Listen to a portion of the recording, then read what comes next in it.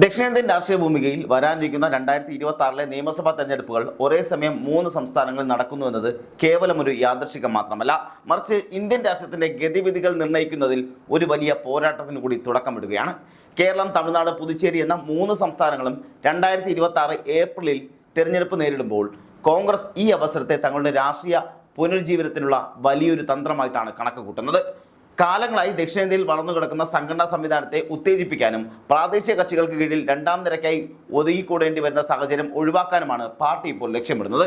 ഈ ലക്ഷ്യത്തിലേക്കുള്ള ഏറ്റവും പ്രധാനപ്പെട്ട കരുനീക്കമാണ് തമിഴ് സൂപ്പർ താരം വിജയ് രൂപീകരിച്ച തമിഴക വെട്ടിക്കഴകമെന്ന TVK എന്ന രാഷ്ട്രീയ പാർട്ടിയുമായി കൈകോർക്കാനുള്ള നീക്കത്തെ രാഷ്ട്രീയ നിരീക്ഷകരെല്ലാം വിലയിരുത്തുന്നത്.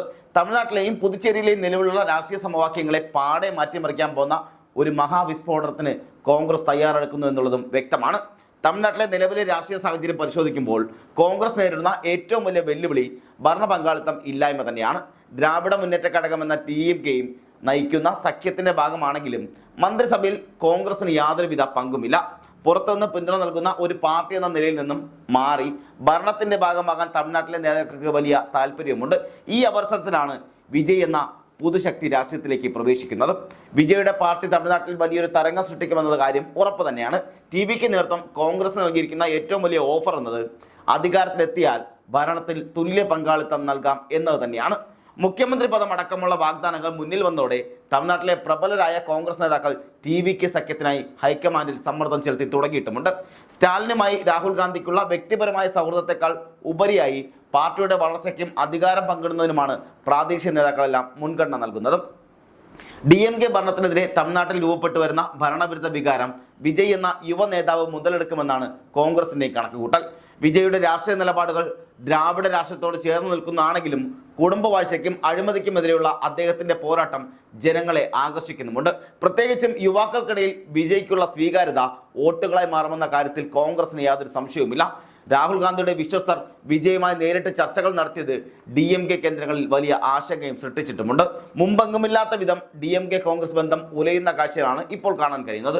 കരൂരിലെ റാലിയിൽ വിജയുടെ അനുയായികൾക്ക് അപകടം സംഭവിച്ചപ്പോൾ രാഹുൽ ഗാന്ധി നേരിട്ട് വിളിച്ച് സംസാരിച്ചത് ഈ സഖ്യത്തിന്റെ ആദ്യ പടിയായിട്ടാണ് രാഷ്ട്രീയ കേന്ദ്രങ്ങളെല്ലാം വിലയിരുത്തുന്നത്. അതേസമയം അന്ന് കലൂരിൽ നടന്ന അപകട സമയത്ത് അമിത്ഷാ വിളിക്കാൻ ശ്രമിച്ചിട്ടും വിജയ് സംസാരിക്കാതിരുന്നതും എന്നാൽ രാഹുൽ ഗാന്ധിയുമായി സംസാരിച്ചതും വലിയ തരത്തിൽ ചർച്ചകളായതാണ്. വലിയ തരത്തിൽ രാഷ്ട്രീയ വിസ്ഫോടനങ്ങളെല്ലാം ഉണ്ടായതുമാണ്. അന്ന് തന്നെ എല്ലാവരും പറഞ്ഞത് ഇനി എന്ത് തന്നെ സംഭവിച്ചാലും വിജയ് BJPയുമായി ചേർന്ന് ഒരു സഖ്യത്തിനും തയ്യാറാകില്ല എന്ന് തന്നെയാണ്. കാരണം അവിടെ വിജയെ ഏറ്റവും കൂടുതൽ ദ്രോഹിച്ചിട്ടുള്ളത്, വിജയെ ഏറ്റവും കൂടുതൽ ഉപദ്രവിച്ചിട്ടുള്ളത്, വിജയെ ഏറ്റവും കൂടുതൽ വലിയ തരത്തിൽ പ്രശ്നത്തിലാക്കിയിട്ടുള്ളതെല്ലാം ഈ പറഞ്ഞ BJPക്കാർ തന്നെയാണ്. വിജയുടെ ഷൂട്ടിംഗ് സൈറ്റിൽ പോയി പോലും പ്രശ്നങ്ങൾ ഉണ്ടാക്കാൻ ശ്രമിക്കുകയും അവിടെ ഒടുവിൽ ഈ പറഞ്ഞ വിജയുടെ ഫാൻസുകൾ വന്ന് തുരത്തി ഓടിക്കുന്ന BJP പ്രവർത്തകരുടെ കാഴ്ചകളെല്ലാം അന്ന് വലിയ തരത്തിൽ ചർച്ചയായതാണ്. അതേസമയം തന്നെ തെരഞ്ഞെടുപ്പ് നടക്കുന്ന സമയത്ത് വിജയ് സൈക്കിൾ ചവിട്ടി വന്ന് വോട്ട് ചെയ്തതും വലിയ പ്രശ്നങ്ങൾ സൃഷ്ടിച്ചു. അന്ന് തമിഴ്നാട്ടിൽ BJP തകർന്ന് തരിപ്പണമാവുന്ന കാഴ്ച എല്ലാവരും കണ്ടതാണ്, അറിഞ്ഞതാണ്. അതുകൊണ്ട് തന്നെ BJP സഖ്യം അല്ലെങ്കിൽ NDA സഖ്യം വലിയ തരത്തിൽ BJPയുമായി ശ്രമിച്ചുകൊണ്ട് BJPയിൽ നിന്നിട്ട് വിജയോട് അടുക്കാൻ ശ്രമിക്കുന്നുണ്ടെങ്കിലും തമിഴ്നാട്ടിലെ BJPയുടെ നേതാക്കളെല്ലാം അതിനുള്ള ശ്രമങ്ങളെല്ലാം നടത്തിയെങ്കിലും ഒന്നും ഫലിക്കാതെ പോകുന്ന സാഹചര്യം ഉണ്ടാകും. എന്നാൽ രാഹുൽ ഗാന്ധിയോട് വ്യക്തമായി സംസാരിക്കുന്ന സാഹചര്യം ഉണ്ടാവുകയും ചെയ്തിട്ടുണ്ട്. സഖ്യം സാധ്യമായാൽ തമിഴ്നാടിന്റെ രാഷ്ട്രീയ ചരിത്രം തന്നെ തിരുത്തിക്കുറിക്കുന്ന ഒന്നായി മാറുമെന്ന കാര്യത്തിൽ യാതൊരു തർക്കവും വേണ്ട. പുതുച്ചേരിയുടെ രാഷ്ട്രീയ സാഹചര്യം ഇതിൽ നിന്നും വ്യത്യസ്തമൊന്നുമല്ല. നിലവിൽ BJP ഉൾപ്പെട്ട NDA മുന്നണി ഭരിക്കുന്ന പുതുച്ചേരിയിൽ ഭരണമാറ്റം ലക്ഷ്യമിടുന്ന കോൺഗ്രസിന് വിജയുടെ വരവ് വലിയ ഊർജ്ജമാണ് നൽകുന്നത്. വിജയ് പുതുച്ചേരിയിൽ നടത്തിയ റാലികളിലെ ജനപങ്കാളിത്തം ഭരണകക്ഷിയെ പോലും ഞെട്ടിക്കുന്നത് കൂടിയായിരുന്നു. ദക്ഷിണേന്ത്യയിലെ മറ്റ് സംസ്ഥാനങ്ങളെ അപേക്ഷിച്ച് സിനിമാ താരങ്ങൾക്ക് വലിയ സ്വാധീനമുള്ള മേഖലയായതുകൊണ്ട് തന്നെ വിജയുടെ TVK ഇവിടെ നിർണായക ശക്തിയായി മാറുകയും ചെയ്യും. കോൺഗ്രസും TVKയും പുതുച്ചേരിയിൽ ഒന്നിക്കുകയാണെങ്കിൽ ഭരണം തിരിച്ചുപിടിക്കാനും അവിടെയും ഭരണ പങ്കാളിത്തത്തോടെ മന്ത്രിസഭ രൂപീകരിക്കാനും കോൺഗ്രസിന് കഴിയുമെന്ന് തന്നെയാണ് വിശ്വസിക്കുന്നത്. ഇത് ദക്ഷിണേന്ത്യയിൽ പാർട്ടിയുടെ സ്വാധീനം ഉറപ്പിക്കുന്നതിൽ വലിയൊരു നാഴികക്കല്ലാവുകയും ചെയ്യും. കേരളത്തിലെ രാഷ്ട്രീയ പശ്ചാത്തലം നോക്കിയാൽ ഇവിടെ സിനിമാ താരങ്ങൾ അങ്ങനെ രാഷ്ട്രീയത്തിലേക്ക് ഇറങ്ങി വിജയിച്ച ചരിത്രം വിരളം തന്നെയാണ്. എന്നാൽ വിജയ് എന്ന സൂപ്പർ താരത്തിന് കേരളത്തിലുള്ള ആരാധക വൃന്ദം രാഷ്ട്രീയ ചിന്തകൾക്കെല്ലാം അപ്പുറവുമാണ്. പ്രത്യേകിച്ചും പുതിയ തലമുറ രാഷ്ട്രീയ പാർട്ടികളിൽ നിന്നും അകന്നു നിൽക്കുന്ന സാഹചര്യത്തിൽ വിജയെ പോലൊരു താരം UDFന് വേണ്ടി പ്രചരണത്തിന് ഇറങ്ങുന്നത് വലിയ ചലനങ്ങളെല്ലാം സൃഷ്ടിക്കുകയും ചെയ്യും. കേരളത്തിലെ യുവാക്കൾക്കിടയിലുള്ള വിജയുടെ സ്വാധീനം വോട്ടാക്കി മാറ്റാൻ കഴിയുമെന്ന് തന്നെയാണ് കോൺഗ്രസ് നേതാക്കളുടെ എല്ലാം പ്രതീക്ഷ. കൊച്ചി, തിരുവനന്തപുരം, കോഴിക്കോട് തുടങ്ങിയ നഗരങ്ങളിൽ വിജയിയെ പങ്കെടുപ്പിച്ച് വമ്പൻ റോഡ് ഷോകൾ സംഘടിപ്പിക്കാനാണ് പാർട്ടി പദ്ധതിയിടുന്നത്. ഇത് കേവലം തമിഴ്നാട്ടിലെ മാത്രം സഖ്യമല്ല, മറിച്ച് ദക്ഷിണേന്ത്യയിൽ ഒന്നാകെ ആഞ്ഞടിക്കുന്ന ഒരു രാഷ്ട്രീയ തരംഗമായി മാറ്റാനാണ് കോൺഗ്രസ് എല്ലാം ശ്രമിച്ചുകൊണ്ടിരിക്കുന്നത്. കോൺഗ്രസ് നീക്കം അത് തന്നെയാണ്. ദക്ഷിണേന്ത്യൻ സംസ്ഥാനങ്ങളായ കർണാടകയിലും തെലങ്കാനയിലും ഇതിനോടകം കോൺഗ്രസ് അധികാരത്തിലുണ്ട്. തമിഴ്നാട്ടിലും കേരളത്തിലും പുതുച്ചേരിയിലും കൂടി അധികാരം ഉറപ്പിക്കാൻ കഴിഞ്ഞാൽ BJPക്കെതിരെയുള്ള പോരാട്ടത്തിൽ കോൺഗ്രസിന് വലിയ ആത്മവിശ്വാസം ലഭിക്കുകയും ചെയ്യും. ആന്ധ്രാപ്രദേശ് ഒഴികെയുള്ള ദക്ഷിണേന്ത്യൻ സംസ്ഥാനങ്ങളെ പൂർണ്ണമായും കോൺഗ്രസ് പക്ഷത്ത് എത്തിക്കുക എന്നുള്ള ദീർഘകാല ലക്ഷ്യമാണ് ഇതിന് പിന്നിലുള്ളത്. വിജയുടെ സാന്നിധ്യം ഈ ലക്ഷ്യത്തിലേക്കുള്ള ദൂരം കുറയ്ക്കുമെന്ന് പാർട്ടി വിശ്വസിച്ച് ഉറപ്പിച്ച് പറയുന്നുമുണ്ട്.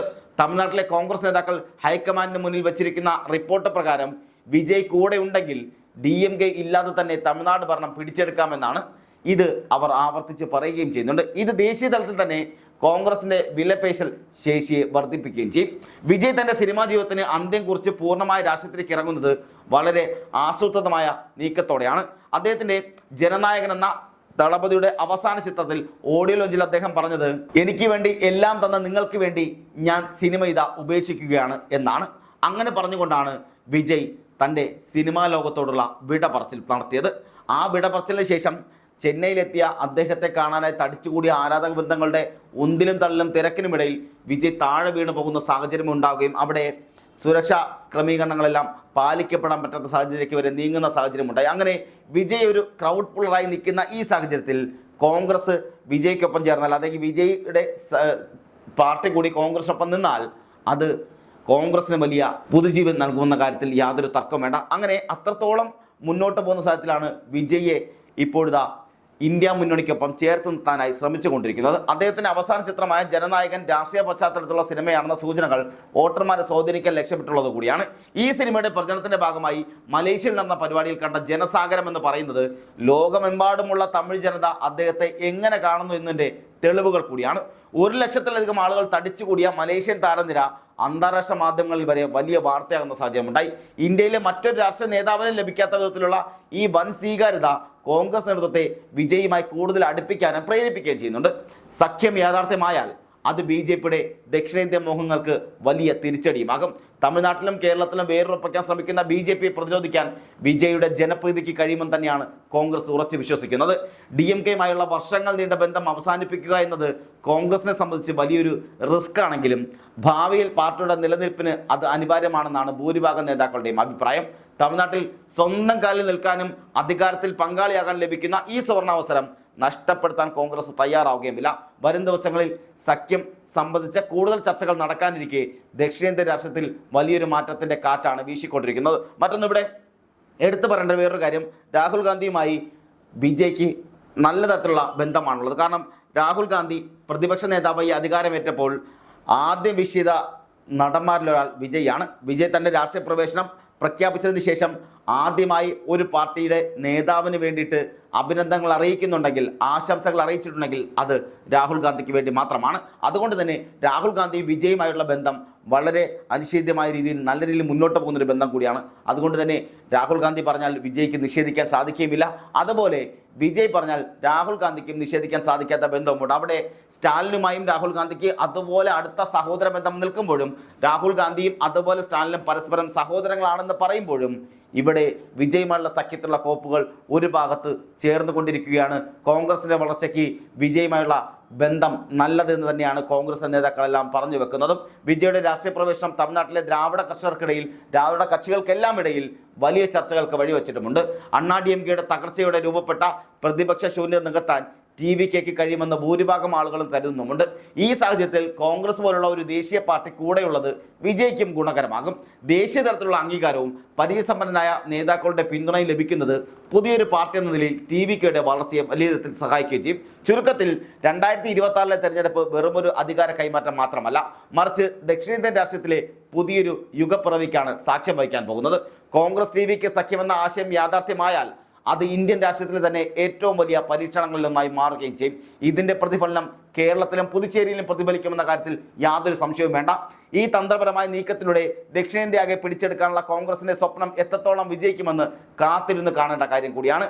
ഈ രാഷ്ട്രീയ നീക്കങ്ങൾ കൃത്യമായി നടപ്പിലായാൽ DMKയും BJPയും ഒരുപോലെ പ്രതിരോധത്തിലാകും. ഇവിടെ മറ്റൊരു കാര്യം, TVKക്ക് എന്തുകൊണ്ട് കോൺഗ്രസ് കൂടെ നിൽക്കണം എന്ന് ചിന്തിച്ചാൽ അവിടെ പ്രധാന കാരണം വിജയെ സംബന്ധിച്ചോളം വിജയ് ക്രൗഡ് പുള്ളറാണ്. വിജയ്ക്ക് ആളെ കൂട്ടാൻ സാധിക്കും, അത് വോട്ടാക്കി മാറ്റാനും സാധിക്കും. പക്ഷേ രാഷ്ട്രീയത്തിൽ പാരമ്പര്യമില്ല, പരിചയവുമില്ല. അങ്ങനെ വരുമ്പോൾ ഭരണം ലഭിച്ചാലും അതിൽ പ്രതിസന്ധികൾ ഉണ്ടാകാനുള്ള സാധ്യതയും വളരെ കൂടുതലാണ്.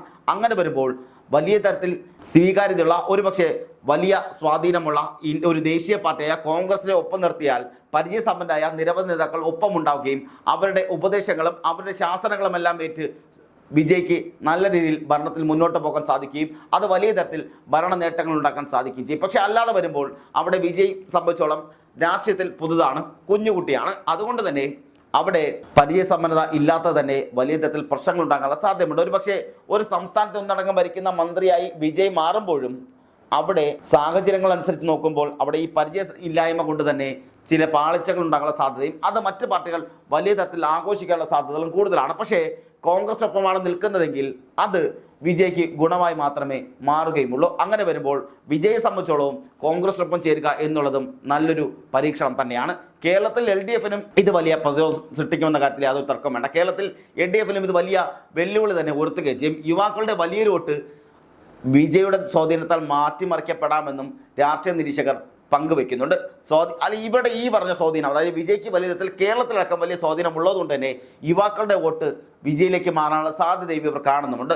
ദക്ഷിണേന്ത്യയിൽ കോൺഗ്രസ് കാണുന്ന ഈ വലിയ സ്വപ്നം സഫലമാകണമെങ്കിൽ വിജയ് എന്ന താരത്തിന്റെ രാഷ്ട്രീയ പക്വതയും ജനപിന്തുണയും ഒരുപോലെ നിർണായകമാവുകയും ചെയ്യും. വരാനിരിക്കുന്ന മാസങ്ങൾ ഇന്ത്യൻ രാഷ്ട്രീയത്തിലെ അതീവ പ്രാധാന്യമുള്ളതായി മാറുകയും ചെയ്യുന്നു. 2026 അടുക്കുമ്പോൾ, അതായത് 2026 എത്താൻ പോവുകയാണ്. ഇനി ഒരു ദിവസം ചില മണിക്കൂറുകളാണ്, ഈ ഒരു ദിവസത്തിന്റെ ചില മണിക്കൂറുകൾ മാത്രം ബാക്കി നിൽക്കുമ്പോൾ ജനുവരി മുതൽ സൗത്ത് ഇന്ത്യയിൽ വലിയ തരത്തിലുള്ള രാഷ്ട്രീയ മാറ്റങ്ങളാണ് ഉണ്ടാകാൻ പോകുന്നത്. കോൺഗ്രസ് വലിയ തരത്തിലുള്ള മുന്നേറ്റങ്ങൾക്ക് ശ്രമിക്കുകയും ചെയ്യുന്നു. കേരളത്തിലും അതുപോലെ തമിഴ്നാട്ടിലും പുതുച്ചേരിയിലും സൗത്ത് ഇന്ത്യ മൊത്തം പിടിച്ചടക്കാനുള്ള ശ്രമത്തിലാണ് കോൺഗ്രസ് വലിയ തരത്തിൽ മുന്നോട്ട് പോകുന്നത്. അതുകൊണ്ട് തന്നെ ഇവിടെ VD സതീശൻ പറഞ്ഞിട്ടുണ്ട്, പല ഘടകകക്ഷികളുമായും ഞങ്ങളിതാ പുതിയ ബന്ധങ്ങൾ സ്ഥാപിക്കാൻ പോകുന്നു, പല ഘടകകക്ഷികളും ഇനി ഇതാ UDFിലേക്ക് വരാൻ പോകുന്നു എന്ന് VD സതീശൻ പറഞ്ഞു വെച്ചതും, അതുപോലെ തമിഴ്നാട്ടിൽ ഇതാ DMK-യുമായിട്ടുള്ള ബന്ധം അവസാനിപ്പിക്കുകയോ അതോ ഇനി TVKയും DMK ഒപ്പം ചേർന്ന് ഇന്ത്യ മുന്നണിയിലൊപ്പം ചേർത്ത് നിർത്തുമോ എന്നുള്ളത് കൂടി കണ്ടറിയേണ്ടിരിക്കുന്നു. പുതുച്ചേരിയിലും അതേ രീതിയിലാണ് മുന്നോട്ട് പോകുന്നത്. അതുകൊണ്ട് തന്നെ 2026 നിയമസഭാ തെരഞ്ഞെടുപ്പ് അതൊരു ചരിത്രമാകുന്ന കാര്യത്തിൽ